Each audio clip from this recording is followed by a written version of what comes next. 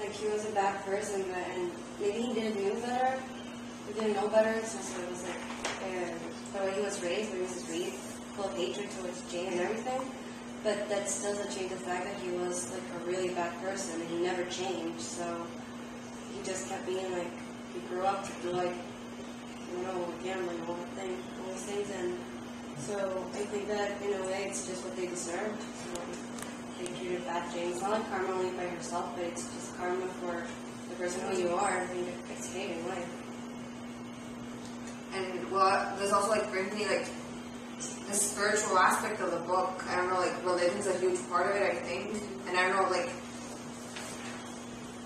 do you feel like Jane's like, I don't know, like, what do you feel her views on, like, religion are right now, like, at this point in the book, after she's been to the school, after, like, what happened with the Reeds and everything, because she still forgives Mrs. Reed when she's dying, and I don't know, it's not something that she would have done earlier on. I think it's because she's kind of mellowed out, she's gotten more mature, and now she's at a level where she can kind of look back at things and think of them in a different way.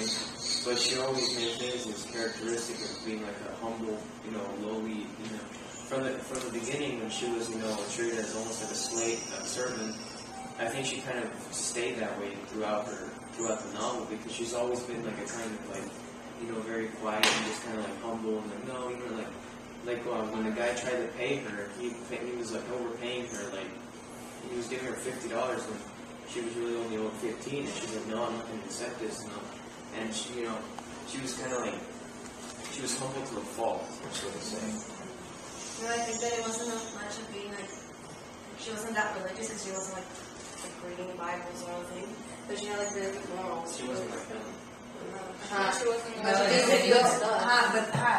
That's But I do believe that she believes in God and that, like, eternity exists and everything. No, I mean, she read the Bible, like, a lot of times, like, even when she was, like, a small child, when she went to the school, or, like, she had discussions about the Bible and stuff. So that's why, I don't know, like, do you feel like her experience with Helen, for example, I don't know, like, do you feel like you don't feel like it's the spiritual element that actually, like, got her to change more, like, her spiritual, like, Helen's views on spirituality, do you think that, like, they had an effect on Jane's own views on spirituality, like, on forgiveness, or...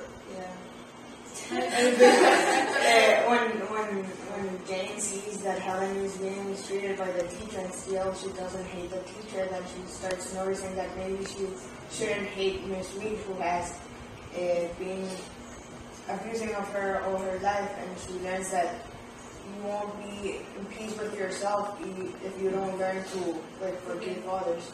So she wants to be in peace with herself. That's the main reason for why she went to Gateshead to forgive Mrs. Reed, because she thought she was dying, and she did. At the end, she had to wait a lot, like more than 10 days or something, for Mrs. Reed to gain like her mind up to what she was going to tell her. And at the end, even though Mrs. Reed never showed like love or affection at all, even when she was dying, and she told everything.